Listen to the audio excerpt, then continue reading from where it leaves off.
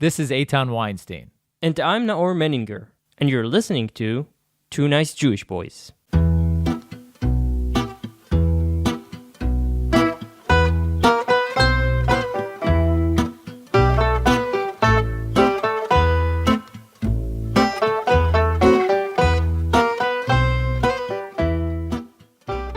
In case you didn't hear, over 80,000 people gathered at HaBima Square in Tel Aviv Saturday night to protest what they're calling the Judicial Revolution.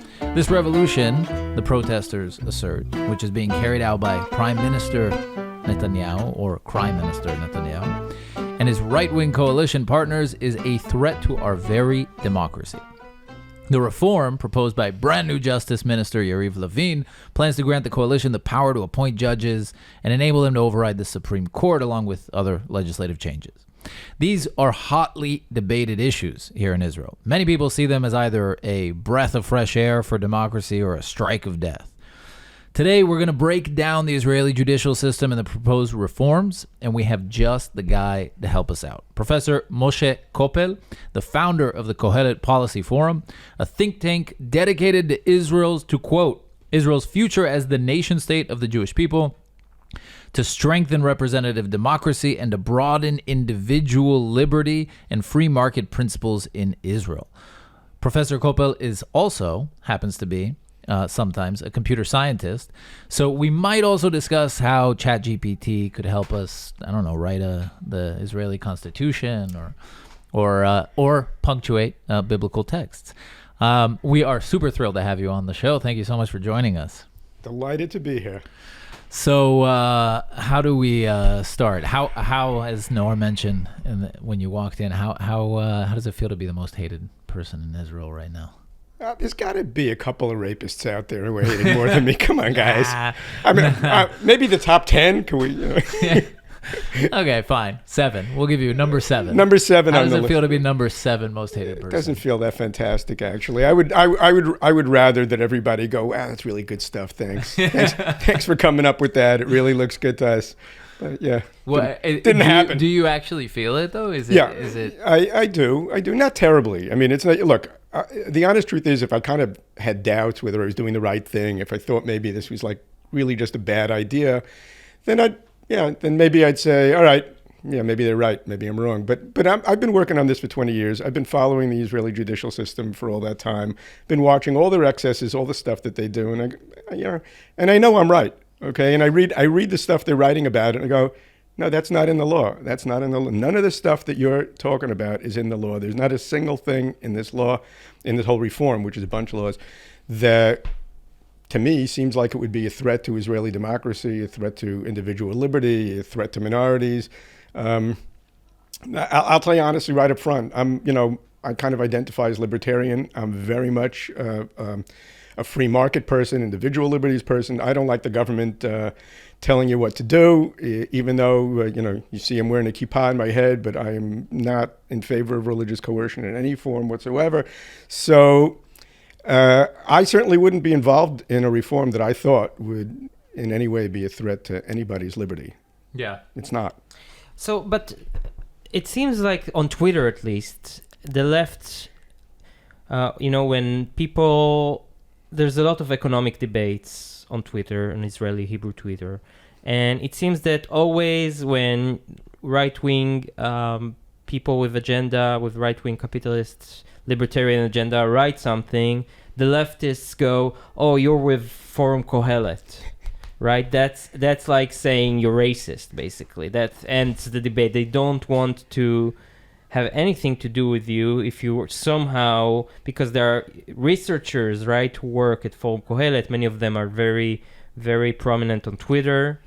And so it seems that I think that the reason maybe you don't get as much hate is because you somehow made it that the brand is Forum Kohelet, right? You didn't make the brand of yourself. Oh, although you are the founding father of right. It's more than that. I mean, I deliberately try to stay out of the spotlight. This is the fact that I'm sitting here with you guys is just because I like you so much. But, thank you. But honestly, I really do try to stay out of the spotlight. But the other reason I don't feel the hatred so much is that I stay off Twitter. Mm-hmm. That's smart. Really? Wow. Yeah, Wow. I'm totally no not. Twitter account.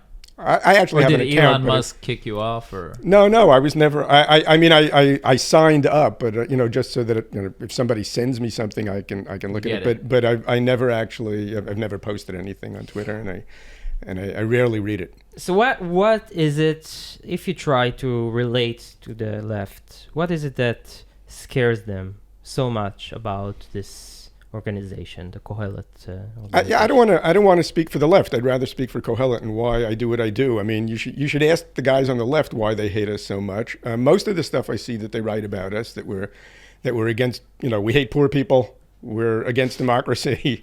We're, You want a religious state. Yeah, right. We're in favor of a theocracy. Right, yeah. Professor Omer Moav, one of the most famous right-wing economists in Israel, wrote a post today, I think, or yesterday. I think it was yesterday. Bashing your organization, saying you were striving for a religious state. Yeah, I don't know where he got that from. That's pretty weird stuff. He should know better, but he knows the head of my economics department, right? Michal Sarel, they know each other. Yes. He knows. He doesn't look to me like a guy who's pushing for theocracy, and I certainly never have. So I'm not sure where that came from. Weird stuff. What can I say? So what is it that you promote? Okay, so let me tell you. There are three things. You actually read it in the introduction, but I'll repeat them. Our main three issues are, first of all, we're good Zionists.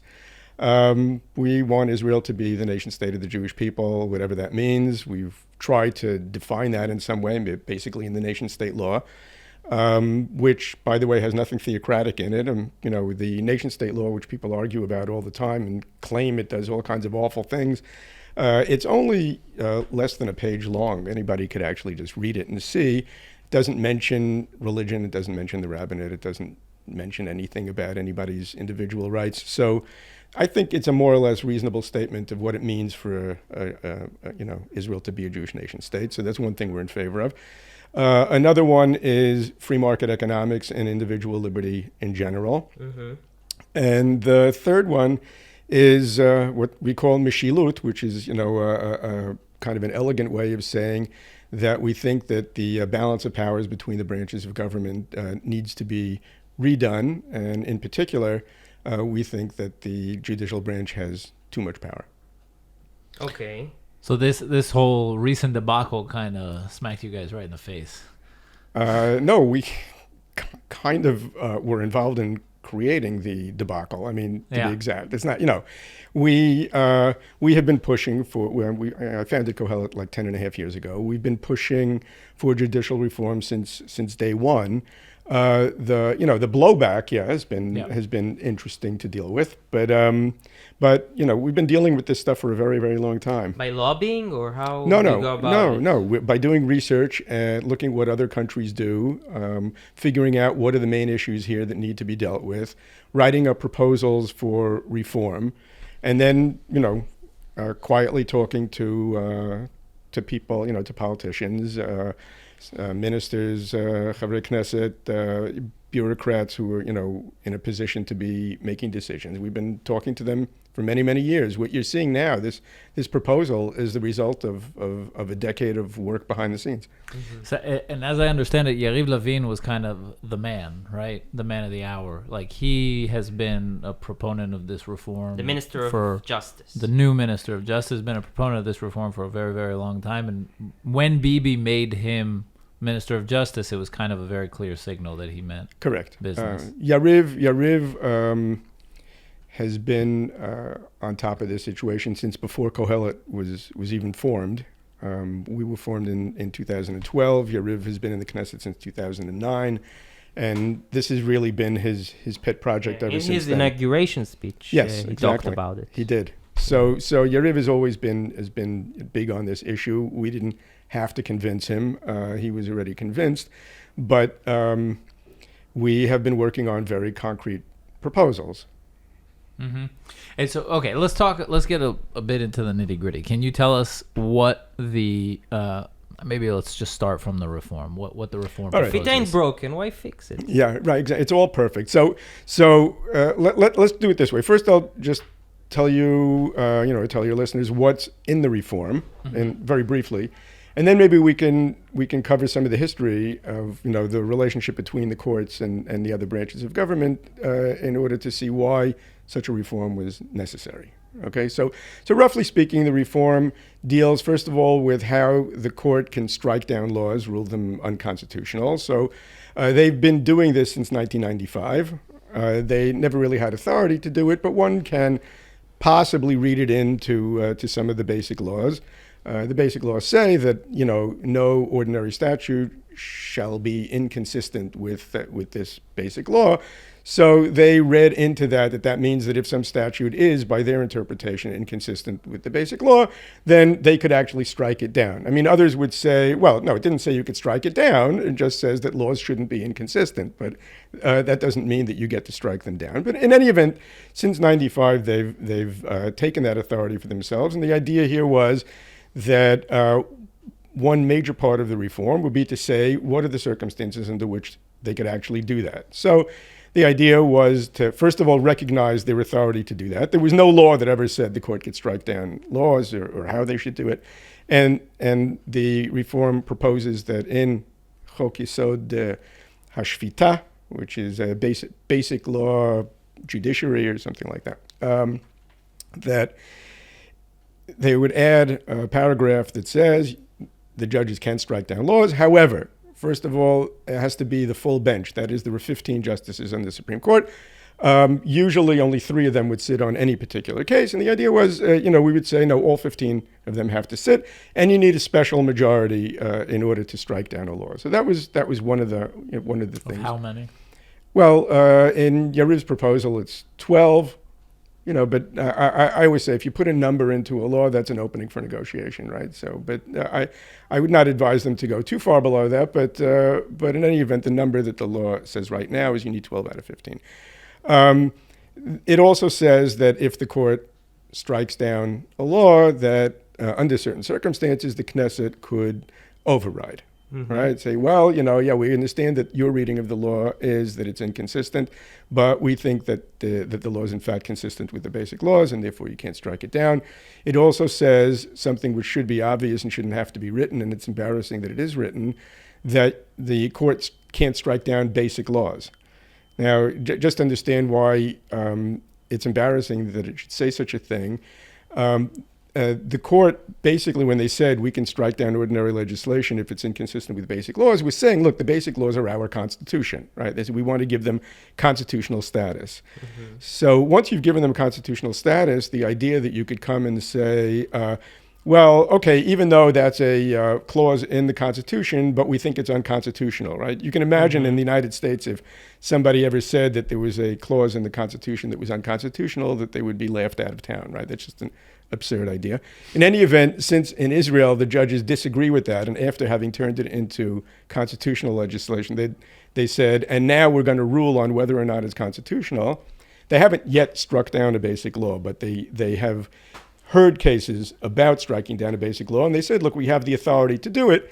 We just didn't do it, but we can if we want to. For example, like which law did they consider? The nation-state law. There were a bunch of petitions against the nation-state law, which is obviously a basic law, and they sat on it and they said, yeah, we have the authority to strike it down. We don't think it was bad enough to strike it down, so we're not. But we could have. We could have. Yeah, we could have. So that's all that is a fundamental part of the reform. Then there's this reasonableness thing. Okay, so hard to explain. Yeah. So let me explain it. Okay. The idea is that sometimes, right, the court has, now we're talking about not striking down a law, but a government action, right? So, there's the sanitation department in Afula that, decided that their new policy is going to be that they're only going to pick up the garbage from odd numbered houses, whatever, right? So the court can strike down such a thing, say, no, you can't do that, right? They can overrule it in a number of different ways. There's a lot of criteria by which you could do it. One is you could say, look, it's prejudicial, it's, you're not treating everybody equally, or it violates somebody's rights, or, the department that made that rule didn't have the authority to make such a decision. Such decisions are supposed to be made by some other department, right? There are lots of reasons why you could strike down some government action, an action of an agency of the government. But one of the reasons that the court likes to use when none of the other reasons work is they say, well, it's just kind of unreasonable to do that, right? Now, remember, you only that's a last resort to say it's unreasonable, right? First of all, you have you have all these other options. You could say it's against the basic law. You could say that it's prejudicial, it's unfair, it's unequal, it's blah blah blah. You could say you didn't have the authority, right? No, but it's only if you passed all those tests, right? And none of those apply. Then the court just jumps in and says, not reasonable, right? So when do they use this mostly? It's very hard to come up with a counter argument. Yeah, exactly. Go argue with somebody who says that it's unreasonable. Now the way the counter is yeah, exactly. So when do they actually end up with this last resort? So the two most famous examples, right, are one of them is like the government appoints somebody, right? So the government appointed, so-and-so to be the chief of staff, to be Ramatkal, right? And in fact, this came up in the case of Gallant, right, who was now just appointed to be the defense minister, but at one point he was actually appointed to be the chief of staff of the army, almost. And it turned out that, they were investigating him because he lives in a moshav and he built, he extended his house or something.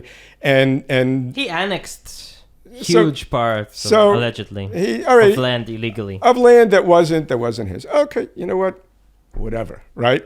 Now, there's no law that says that, a guy that did something like disgusting, like can't be the defense minister, okay? I mean, one could actually debate how disgusting it was. I mean, I think it was probably just some no man's land that happened to be adjacent to his house, and he put, some fences around it.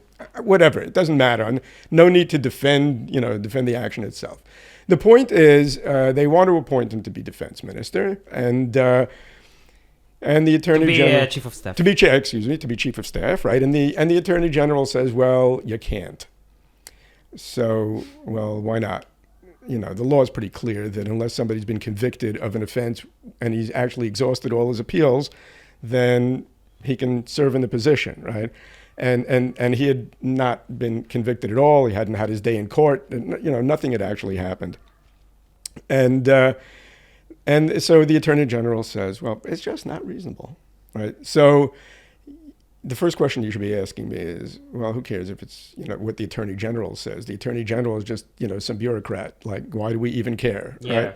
And his Hebrew name is the judicial advisor to the government. Advisor. Right. He should be advising. He should be advising. Yeah. So anyway, the point is that. But the answer to the question of why do we care is okay. The answer is that because the judiciary cares, the court cares. The court decided that the attorney general is the government's boss, and what he says goes, and they have to abide by all of his decisions, even if his decisions. I mean, basically, his only claim to expertise is that he knows the law. Right now, the fact of the matter is, sometimes there are politicians who are much better lawyers than the attorney general is. Right. I mean, if you want to compare Yariv Levin, who's the justice minister, who's a very, a very established legal expert, to the current attorney general. I don't want to cast aspersions here on anybody. We don't want to, but I don't know how many people would tell you that Gali Baharav Miara is a better lawyer than Yariv Levin. But nevertheless, okay, her job is to be the government's legal advisor. So she says, that this is her. But the point is that even if the legal opinion actually makes no sense, even if you say to the attorney general, okay, I get it, but can you show me in law like how you came to this judgment? Or they don't have to tell you. You just have to listen to them. Yeah. Okay, so and another instance was with the illegal immigrants. Right. Okay. We'll get to that. So let's not cover. This is a parenthesis inside a parenthesis. Okay. We're driving people crazy. Okay. So let's back out a little bit and get to where. Yeah, we're talking about reasonableness, right? So they use reasonableness as a last resort when they want to get rid of, some appointment that they don't like, or another one that the court decided that a government that, when we're towards elections, right? So you're in a transitional government. Well, they can't make long-term decisions that are going to tie the hands of future governments, right?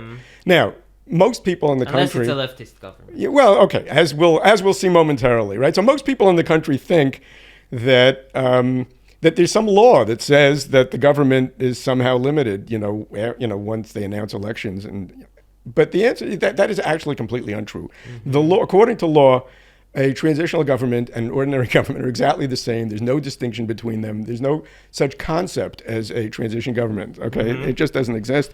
The thinking is that once you can get 61 people to vote on the law, then you have you have consensus. And Okay, you can so pass the legislation. That's if you legislate. But I'm talking about government actions that don't require legislation. Okay, I see. So not every government action requires legislation. Okay. So, but the court decided way back when that no, you can't do stuff that has long-term effects. When did they decide this? If you recall, it was in the 90s. Bibi wanted to close the Orient House, which was the PLO's headquarters in Jerusalem. We were 8 years old. Okay, so you may have not been following the headlines that carefully. If he would close Pokemon, it would be more relevant, maybe. Ban Pokemon or something. Right, yeah. So that would be unreasonable, by the way. That would. But you might have missed this headline. Okay. I'll concede the point. But in any event, that was the source. So the court said, no, Bibi, you can't do it. It's not reasonable. It's not reasonable to do that, right? Now the question is, okay, what is reasonable and what isn't reasonable? Every once in a while they decide that it's reasonable to do stuff, even during a transition government, right? So back in those days, also the committee that appoints judges, we'll have a lot to say about this. The committee that appoints judges would meet periodically and appoint new judges as necessary, and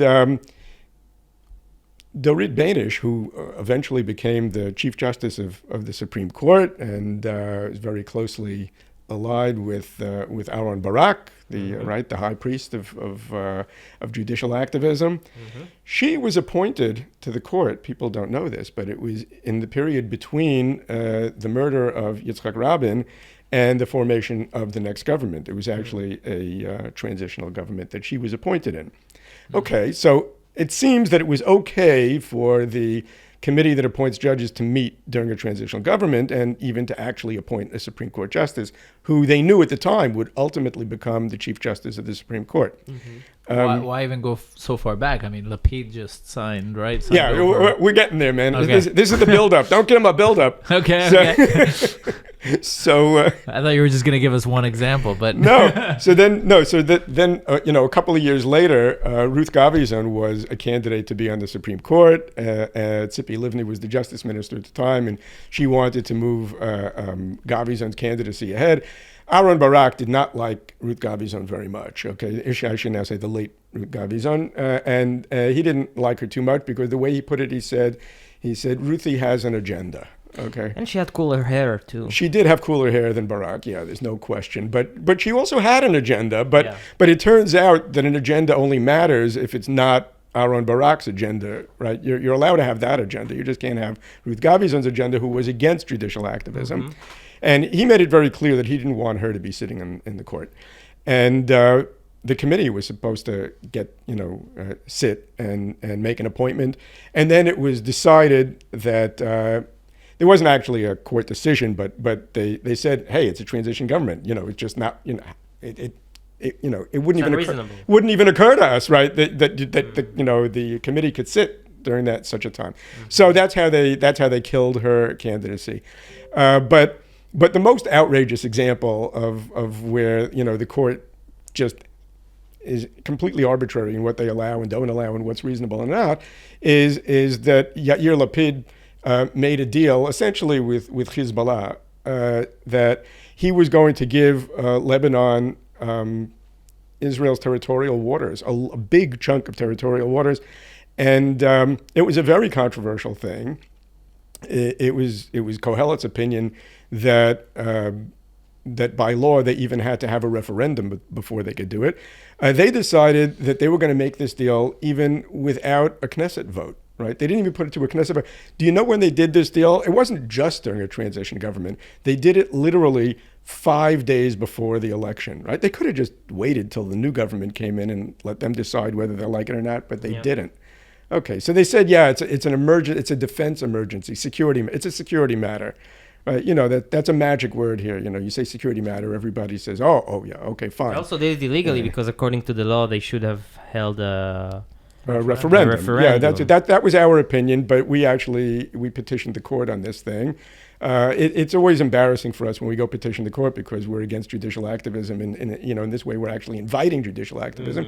But we thought in this case, since there's an actual law that says that there should be a referendum, that the court would back us up, and that wouldn't be outrageously active. That would just be enforcing the law. But they didn't. They said, "Nah, you're unreasonable. You don't need a referendum in this crazy. case." And I think the thing that people are not aware is how much of our system, wherever every stone you turn, you find traditions instead of laws. Yes. The entire system is built on traditions, nothing engraved.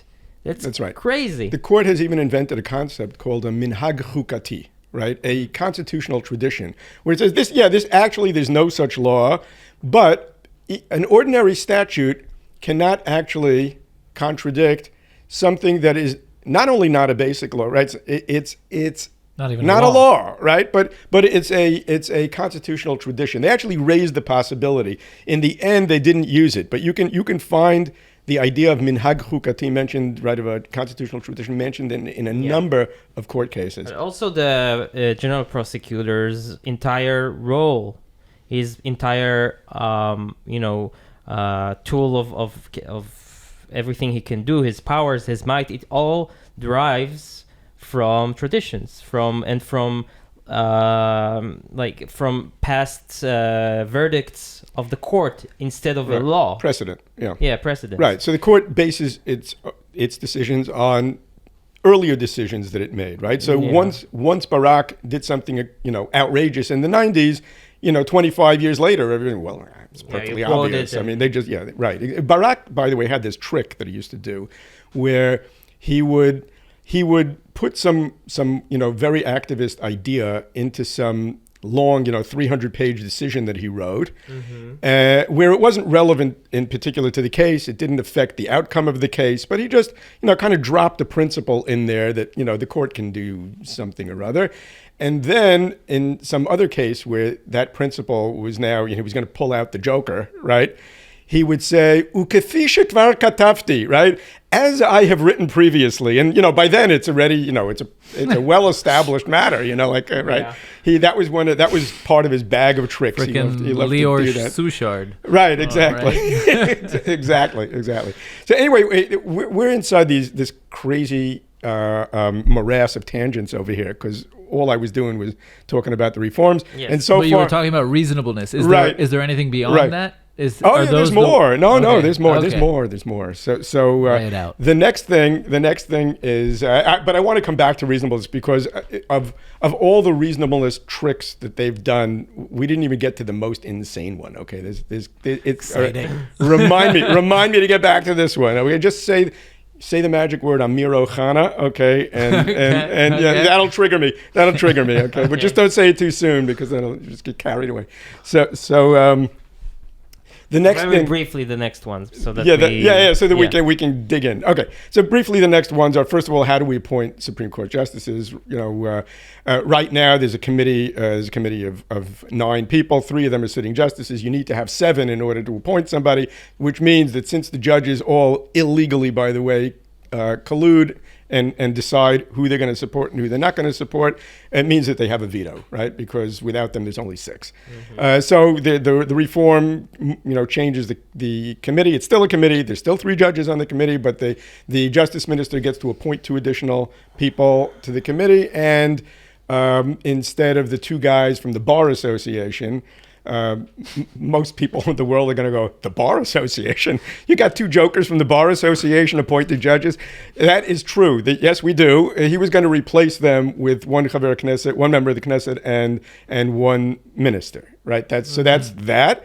And then the last... But as part of that, there's 2 questions I have there. One is the judges having veto power. I mean, technically, up until now, haven't the non-judge members have veto power as well? Like, couldn't they have said no until they gotten a candidate that they wanted? Okay. Which brings to the second question, which is Vadat Shnayim. Does that exist? Is there anything in the reform about that? It doesn't talk about it because it's doesn't some exist. shadow organization, right? That doesn't exist. Nobody So- knows what you're talking about. Okay, The committee of two. Let's Okay, go back so- to it because we'll go back to the committee of two, which is another insane thing. But the point is the makeup of the committee is being changed, and the number of votes that you need in order to get somebody in is also being changed.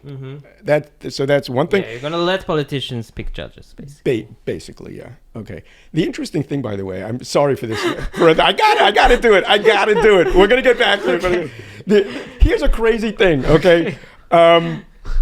Everybody assumes, right? They say, you're letting these right wingers pick the judges, right? Everybody kind of assumes that the coalition is never always be- going to be right wing. Yeah, Okay, the yeah, left wing yeah. basically is thinking like that, right? And they also always just assume that the judges are going to save them, right? That the judges are all lefties, right? So this is kind of like the assumption, the whole conversation that we have is let's just assume that the judges are lefties and let's they assume that the also- politicians are all on the right. They also you know. ignore the fact that after a judge is being appointed, he has zero obligations. Exactly. Like he is completely independent. Correct. All right, we'll get back to this, but let's. As Okay. I couldn't resist saying that, Okay, but let's yes. get back. The final thing in the reform is what is the role of the Attorney General. So it actually this law, which is not in the Chok Yesod Hashvita, right, in the basic law, but rather is somewhere else. It's going through a different committee. It's going through Simcha Rotman's committee, right, the Vadat Chukah Chok u'Mishpat, the law committee. It doesn't actually mention the Attorney General. It just says that something that is also almost too embarrassing to even have to say. It says that if the government, we're talking about the government, right? This is the highest power in the land. This is the sovereign, right? If the government makes a decision that something should be done, and in its opinion it is legal, then it is legal until the court says otherwise, regardless of any legal advice it might get from any body, without even saying like Wink, wink. wink, wink. That's right. written in the law. Wink, wink. I mean, basically, the law says, we are delighted to get advice from the Yoetz Mishpati, but he is, after all, a Yoetz Mishpati. He is a legal advisor, and therefore he should give us advice. We will take it seriously. We'll think about it, and then we'll decide if we agree with it or we don't agree with it, and then we're going to do what we do. We'll put it in our complaints bin, which looks awfully like a trash can. Right. Now, the crazy thing is, that's just so obvious to everybody everywhere. Yeah. Your legal advisor is not your boss, right? It's not as if like the president of the United States, sits there and he, signs some bill and his legal advisor kind of sidles over and whispers in his ear, what you just did is illegal. It's null and void. I declare it null and void. This just doesn't make any sense, right? Yeah. So It's ridiculous. As Simcha Rotman pointed out in one of the Yeah. interviews, is that your lawyer is meant to show you the way as to how to achieve your objective, meaning in a legal way. He's supposed to help you get it. He's not supposed to tell you, you can't do that. Right, exactly. So now we've got the whole thing. So there's the main parts: striking down a law. There's some limitations on striking down a law, when and how. There's reasonableness. There's limitations on when the court can use that joker. Okay. There's how we appoint judges, and there's the powers of the Attorney General. Those are the four parts of the reform. So it's like a chess game you're playing, all the pro-change campaign. And you have all the pieces on the board, almost perfect, but they still have the queen. Yeah. Okay, and it seems you opened the gates of hell, Yeah. and we are on the brink of a total mutual destruction. Like, I don't know, because I feel, look, nobody in history with such immense power ever gives away the power just like that, right? And why should they? They have some bullets in their metaphorical chambers, and they can hurt people. They can, yeah. They still have the power. They have a lot of power. Yes, when you run the judicial system, you have a ton of power, right? So they could do what they've done in the past, which is anytime there's a justice minister who looks like he might be doing something that they don't like, they find a reason to indict him, or at the very least investigate him, right? So, they did this to Chaim Ramon, and they did this to Yaakov Ne'eman. And in the case of Meir Shitrit, they didn't actually indict him, but they opened an investigation, right? And they did it to Sharon, and they did it to Bibi, and and Olmert. And they did it to Olmert. They did it to Olmert. Professor Daniel Friedman. Right. Who was a big advocate for. Exactly. And some conspiracy theories say that that's maybe one of the reasons. Not that Olmert wasn't corrupt. He obviously was corrupt. Right. But that's not the point. The point is, how do you, assuming statistically many of them are corrupt, some get investigated and some don't. So how do they pick and choose who gets investigated and who doesn't? Well, it's pretty clear that what they did was every time that there was a threat to the to their power, then they would either the prime minister or the justice minister would somehow find themselves under investigation. I'm not suggesting that there's some kind of a vast conspiracy here that makes that happen, but. But there is. Why? I don't want to get sued here. Remember, I'm the most hated person in the country. I don't want to find myself. You won't get sued.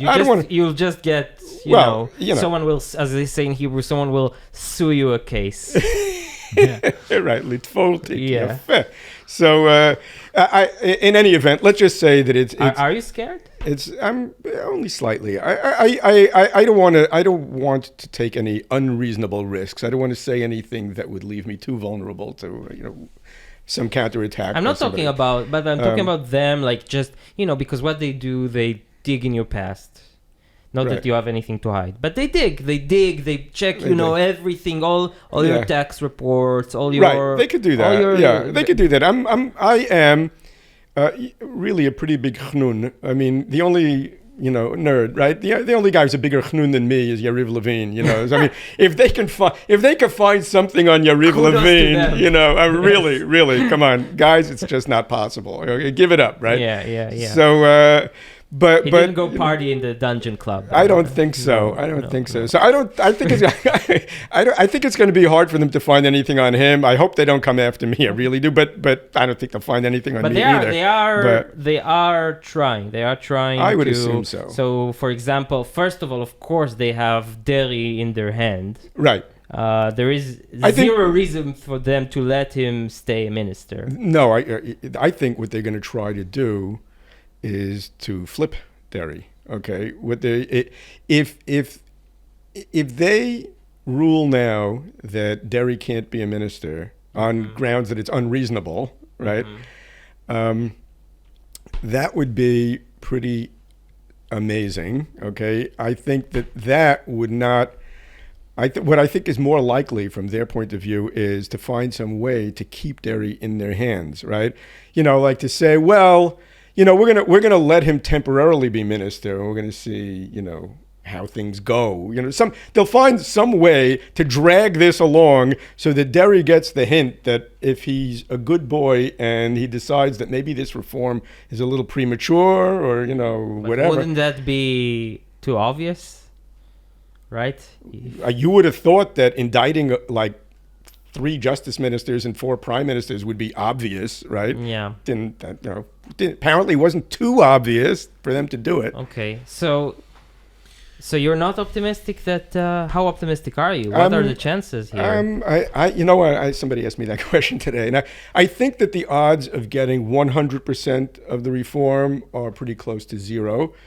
The odds of getting 0% of the reform are also close to zero. I think we're going to end up getting part of it. That's the way I see it.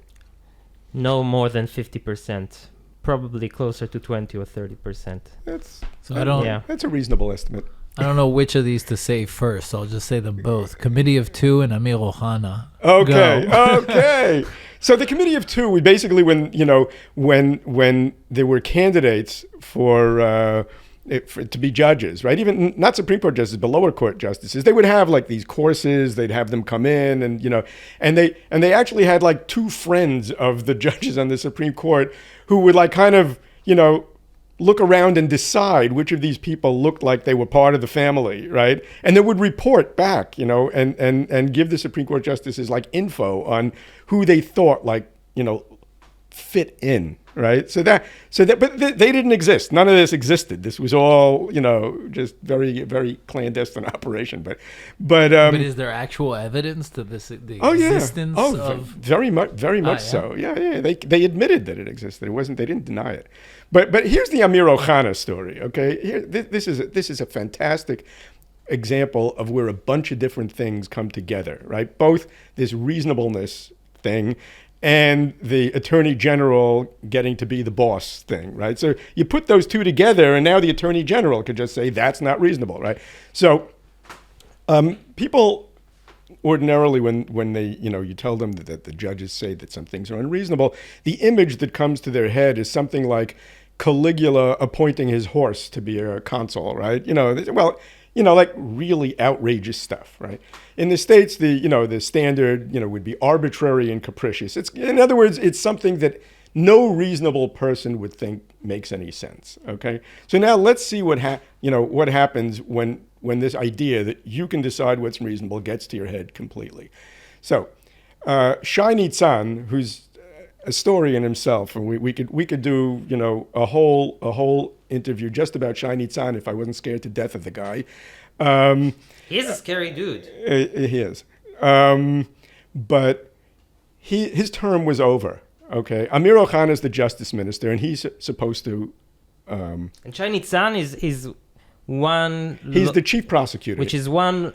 Basically, lower than the attorney general. Yes. He's the second strongest. He's man the second strongest guy in the system. But really, the strongest guy because he can prosecute you, and he can prosecute his boss, and he could prosecute his boss, who happened to be named Avichai Mandelblit, and he had a file on him. Okay, so as background. Avichai Mandelblit, and when there was a dump of all the... It's a very dark rabbit hole we're going, okay. This is a very dark rabbit hole, but I'm not going to get to the darkest parts. But let's just say that they took the phone from somebody's phone of a guy who was high up in the Bar Association, right? His conversations were taken by the police and by other forces, and many of them were leaked, okay? Mm-hmm. Now, one of them was with the Attorney General, Avichai Mandelblit, who can be heard saying that the chief prosecutor, right, has me by the throat, right? Mm-hmm. He said, "Mahzik oti bagaron," right? He has me by the throat. Okay. He has him by the throat. The story is, of course, that Mandelblit was involved with a story with a forged document, the Harpaz, in the army, the Harpaz affair, and that is a black mark on his record, which he overcame. But somehow, Shai Nitzan is still holding this over him, right? And he says it. He says it straight out. He says, "Shai Nitzan's got me by the throat." Okay, put that aside. Shai Nitzan's term is over, and they're going to put somebody else in, right, as the chief prosecutor. Now, the Attorney General has a very, very strong interest in who the chief prosecutor is going to be, for reasons that are both personal and institutional, right? This guy is going to be the second most powerful guy or maybe the most powerful guy in the whole justice ministry, and he's the king, right? Mandelblit is the king. This guy who comes in has got to be his friend for institutional and personal reasons. Okay. Now, first thing that happens is it's a transition government. Ohana would like to appoint a permanent replacement. Mm-hmm. And Mandelblit says to him, you can't appoint a permanent replacement because it's a transition government. Now, in this particular case, Mandelblit really has him because you need to have a search committee to find the candidate. The head of the search committee is the Attorney General, right? So Mandelblit, is holding the cards here, right? Because he's the head of the committee, and he says basically, I'm not gonna let you do this, right? So Ohana says, all right, let's make a temporary appointment. A temporary appointment is obviously reasonable during a transition government. You got to have somebody in the job, right? And for 90 days, it turns out when the 90 days were up, we were still in the middle of the transition government. Because if you recall, they just couldn't put a coalition together, right? So he says, all right, I want to appoint somebody for the temporary position. Now, here's the key thing. The temporary position, unlike the permanent position, there's no vadat itur, there's no search committee. Mandelblit has absolutely nothing to say about this. The only person who has anything to say is the head of the public service, right? The Netziv. He's not important in the whole story. And Ohana says, all right, these are some of the people I would like to appoint. He's got a list of people. And Mandelblit says to him, no. He says, there's the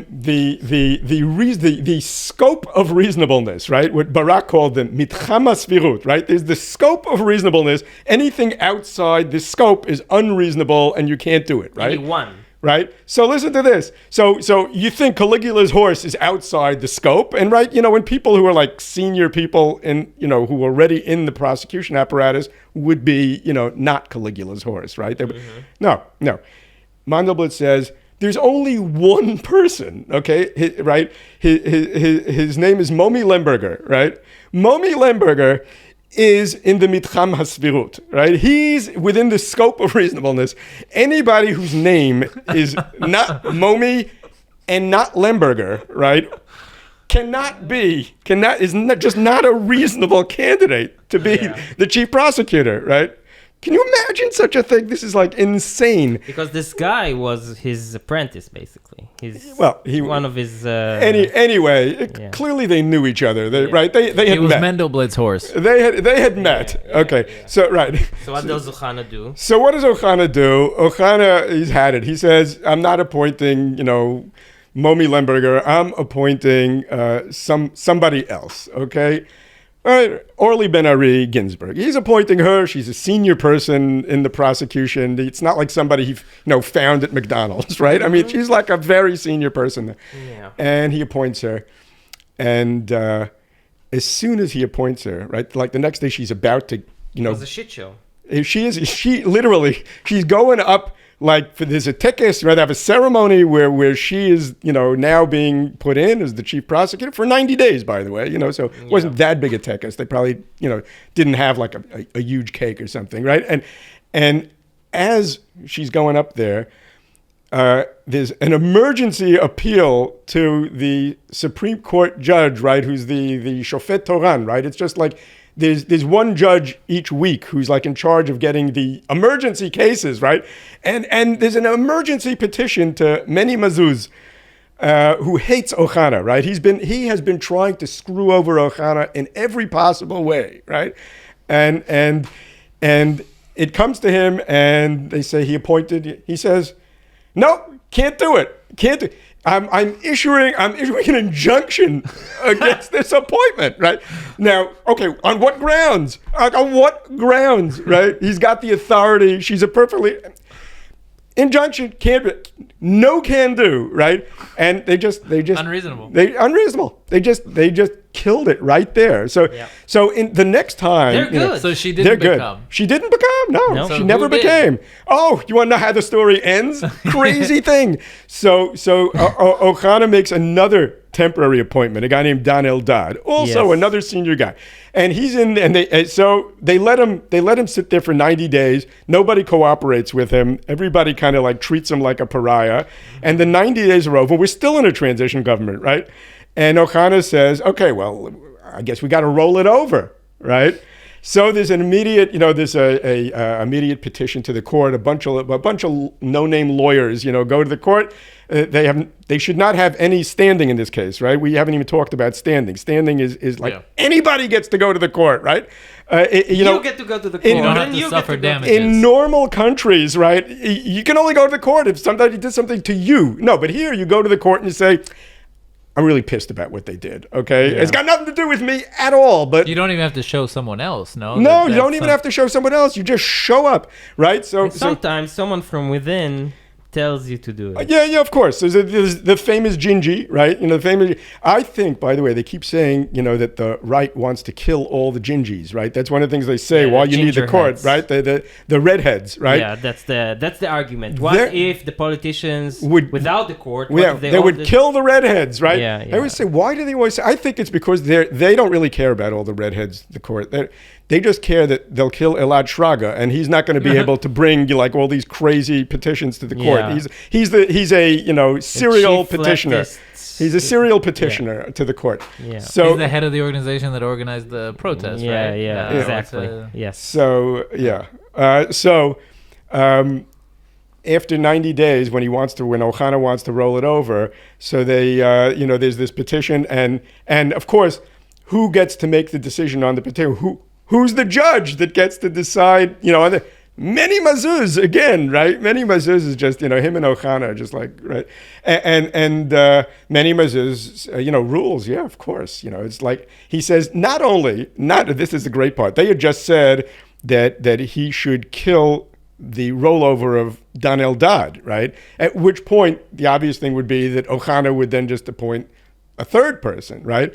No, but Mazuz just issues an order saying, not only can you not roll over this appointment, you can't appoint anybody, okay? You just can't appoint it. It would be unreasonable for you to appoint anybody, okay? So now at this point, even Momi Lemberger is out of the game, right? So, okay, we've got it down from one reasonable appointment to zero, right?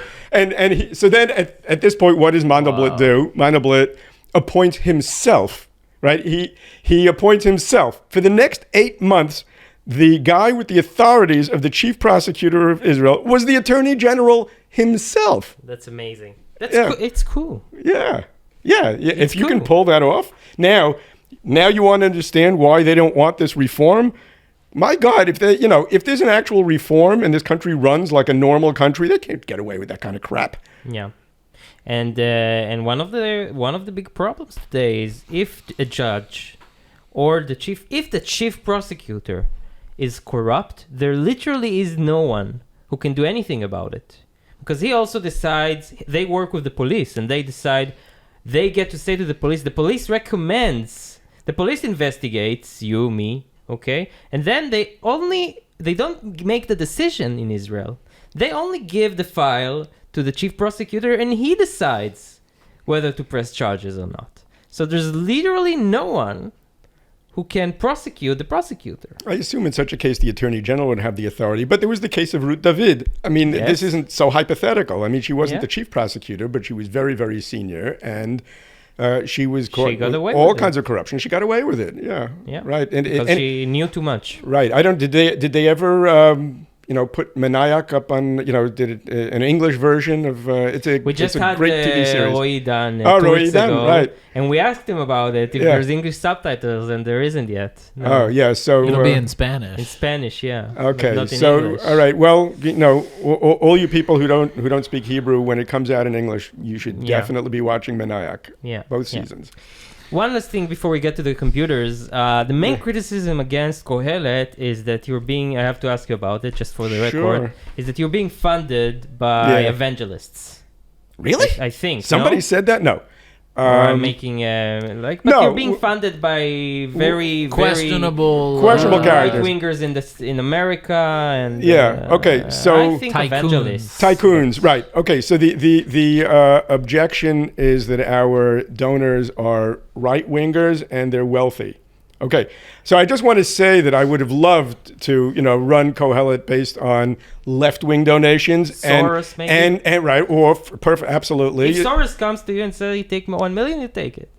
Only if there's no strings attached. Okay, but we also would have been really very happy to get millions of dollars from poor people. But it turns out that poor people didn't want to give us millions of dollars. Okay, so we ended up having to take money from people who are actually wealthy. Because you like to keep them poor. I'm aware that all our just fits your scheme. Yeah, exactly. Really. The state would give it them all money. fits in. It's all part of the plan. So it turns out, I was unaware of this, but apparently all the other organizations, the ones on the left, the think tanks on the left, policy shops, apparently they are getting money from not wealthy people. I was unaware of this, but go no, right? Turns out They're grassroots. It's grassroots. It's $1 here, $1 there. You know, pretty soon it adds up to like, you know, $25 million. Yeah. Okay. Wow. Fair enough. So let's talk about a quick segue. Yeah. Can ChatGPT solve all our problems? ChatGPT should be scaring the crap out of you. Really? You think so? Oh, yeah. ChatGPT or GPT-4? Exactly. We only know 3. Now there's 4. Yeah, it's true. We're actually at 3.5 already, but you know, scaring the crap out of us as in robots are going to take over the world, or scaring the crap out of us as in it's going to take our jobs? You know, we'll just have to figure out different jobs for people. And the truth is that if, you know, at some point AI is able to do everything, it's able to actually create, you know, food and shelter for people and whatever, then maybe it's not that important for people to just be working. Maybe there'll just be some universal basic income or something, and everybody's going to have all the needs supplied. That could be dystopic. I mean, you know, if you think about it, nobody's doing anything. I'd like to think that means that they would all be sitting in the academy, you know, like studying philosophy and contemplating the brain. Yeah, but boredom. Or it could be they'd just be addicted to opioids, you know, like and killing themselves. But or others. Yeah, or others. Right. So I don't know. ChatGPT is frightening because it is such a jump. I mean, you know, just a few years ago, this is my field, right? You know, NLP, natural language processing, and machine learning, and putting the two together.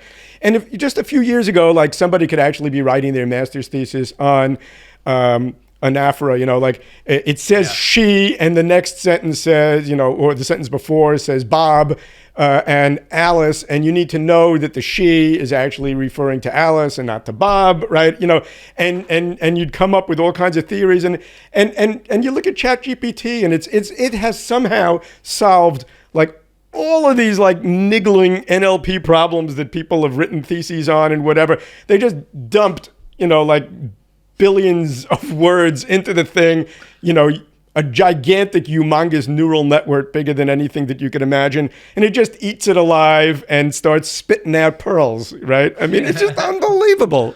It's amazing. It's really amazing. And what's going to be, I think, incredible is to see that they say that GPT-4 is supposed to have like something like 5,000 times the amount of parameters. Right. So like something like 100 trillion or something like that. So what we've seen so far, is that as you scale the number of parameters linearly, the thing just keeps getting better.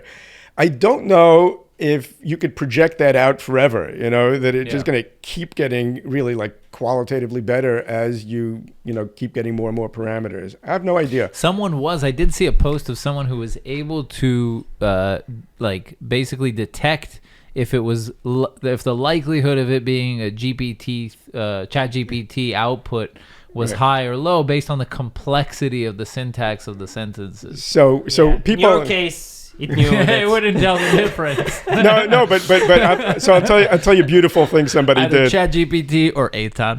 Right. All right. So listen to this. You know, just to give you an idea of how easily you can improve this thing, right? So somebody did put together basically another neural net that is able to distinguish GPT's output from human output, right? So it's not shocking that you could do that. I mean, if you look at GPT, it has a certain feel to it, right? And it's about like 99% accurate, right? So the thing really works, right? So and you can actually, you know, play with it and stick in text and say, just tell me what this is, and it gives you a probability. It'll say this is, you know, probably right, and you can see how often it's right. Mm-hmm. Now, if you do a GPT, right, you put in a query of whatever, and it gives you back some output. It looks like GPT output, and you say, "Oh, thanks, ChatGPT. Could you please rephrase what you just said, but make it sound less like ChatGPT and more human," right? It comes back, you know, 3 seconds later, gives you this beautiful output that's pretty much the same thing, except sounds better. And you put that into the neural network that distinguishes, and it kind of doesn't know the answer anymore. That's crazy. That's insane. So right. So you basically say, could you improve yourself, please? Can you do that a little better? The bigger story, I think even the bigger story than ChatGPT that people don't really talk about is that Microsoft, I think, have bought or have paid them to collaborate and integrate. Yes. And there's always I always used to get into arguments with socialists who claim to be capitalists, but they are socialists, like Guy Rolnick and those people who claim that Google is a monopoly. And you always say, but there is competition to Google, and there's nobody will ever be able to compete with Google. But now Google is threatened by this. That's absolutely. It's fascinating. Yeah. It turns out that a lot of these monopolies, you just give enough time. I mean, IBM, people once thought it was a monopoly. Go no, right? Netscape. It's Netscape, right? MySpace. Remember MySpace? It's a monopoly. There literally were people in Congress go, we got to do something about MySpace. MySpace is a problem. It's a monopoly. It really happened. So come on, guys. You're jumping in a little too fast. Give it some time. If Bing really by the way, I mean, Google is obviously building these large language models too. I've been using Bing for years. No, I'm Have just you? kidding. Yeah. It's a lie. I didn't know anybody actually uses Bing. But if they actually incorporate, the GPT technology into Bing in a better way than Google does, I mean, Google's got its own gig going for a large language model, then it's a huge win for Bing. Yeah. So let's talk a little bit about not really a lot of time. Yeah, we got some time. We got like 10 minutes. Not really. No. Okay, so let's talk a little bit about what you're doing in the space of AI and how ChatGPT is actually relevant to you. Okay, so I actually have two think tanks going. One of them is Kohelet, which we've been talking about. That's the forces of darkness. The other one I think is called Dicta. I think it's less dark, and the idea is we're trying to take any classical Jewish text, even Hebrew text, right, and kind of spruce it up, right? So we're going to have a collection of any book that you want that's in, a classical Jewish text or a modern Hebrew text. We'll be able to put in vocalization. We have that already now. You can go to the website dicta.org.il and you can just put any text in there, and it will put in the nikud, the vocalization, right, the vowels. Right, as you type, you're typing in Hebrew, and you just watch the right. It's really hard because there's a lot of ambiguity there, right? Yes. Every word has a lot of different ways you can vocalize it. It's got a very nice interface. It's fun to use, and but you'll be able to take any text, put in the vowels, put in punctuation, right? A lot of old Jewish texts don't have punctuation. It'll put it in. This is all AI. There's a lot of abbreviations, right? Acronyms or whatever that need to be opened up. Those are also ambiguous, right? And it'll figure that out. Boys. A lot of bar mitzvah boys, exactly. It'll footnote the book. And girls, bat mitzvah girls, not bar. He said bar, so he's off dark. Anyway, that's it, canceled. Right, but it'll footnote a book for you, right? You wrote a book, and there's a bunch of sources in there. It'll just footnote it. It'll say, oh, I know where that source. That's from here. That's from there. That's from there. Give you the links, and you'll just go there automatically. So, and it cleans up. This is OCR. Biblical sources. No, not biblical. Rabbinical. Anything from the time of the Bible until the present day. And we could do this for modern texts and for old rabbinic texts. For modern text, there mostly is punctuation, and people don't usually put in abbreviations that are ambiguous. And, they usually don't cite lots of sources unless they actually tell you, here's a quote from somebody. But old rabbinic books don't do that for you. They really don't take any pity on you, right? So we're just going to clean all this up totally automatically. It would be an amazing application of ChatGPT or some AI to be able to back up any claim you made with sources. Right. You know what I mean? Right.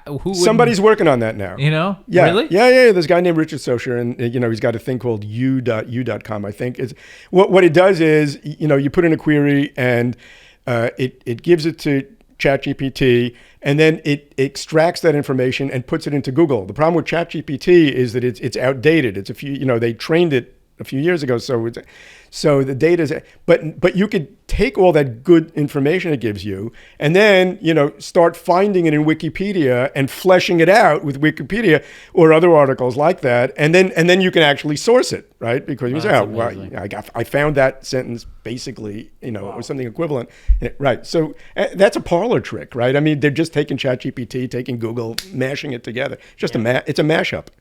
Wow. So if people want to donate to the cause, how can they do that?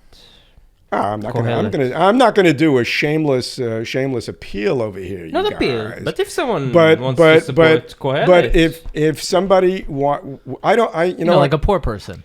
Right, Like, if a right. poor Poor people person want to wants give to us give money. you- Right, right. Listen, poor people, we love you and we want to help you. We don't want to take your money away. We want to take money from wealthy people, okay? But anybody who has interesting ideas or is willing to volunteer their time, their knowledge, their expertise, contact me. I would love to hear from you. I mean, I've got a lot of my own experts, but we can't do everything. And so if there's something that you know how to do better than we do, please let me know. I don't think we haven't, we don't have a monopoly on all the knowledge and expertise in the world. So if you agree with me and everything that Kohelet's doing, I'd love to hear from you. But how do you guys actually, like, you seek out philanthropists, meaning you don't have like a page where people donate or like crowdfund or anything? We don't do that kind of thing now. Yeah, I think there might That's be not some significant. There might be somewhere on the page where it says donate, but it's not a thing. And Okay. what's your website? The website is kohelet.org.il. Amazing. Anything else we need to plug before we go? Check out Professor Koppel on Twitter. Yeah. Read all of his tweets. All of them. They're I am a incredible. non-Twitter guy, so don't look at my tweets there. But if anybody would like to say something nice about me or about Kohelet on Twitter or any other social media, please feel free, because we're feeling a little unloved lately. Yeah. Guys, hashtag we love Kohelet. Exactly. Yeah. Go Just for attach it to your I post. think it's safe to say that here in this table, we really do appreciate your work. Like Definitely. we look, in the end of the day, Israel is even the right is left in Israel. There isn't real right wing, economic right wing, like policy or politics here in Israel. And I think that anyone who's doing something to put this conversation out there and put those ideas out there it's a mitzvah. Well, thank you. In my opinion. I appreciate your vote of confidence, guys. So Chazak ve'ematz. yes, and hopefully we'll get more than 30% from the reform. Let's strive for more. Inshallah. Thank you so much, Professor Koppel. Thank you, Thanks guys. for Thank coming. you. This was Good great. luck. It was Thank great. you guys for tuning in. Bye, guys. Bye-bye. See you next time.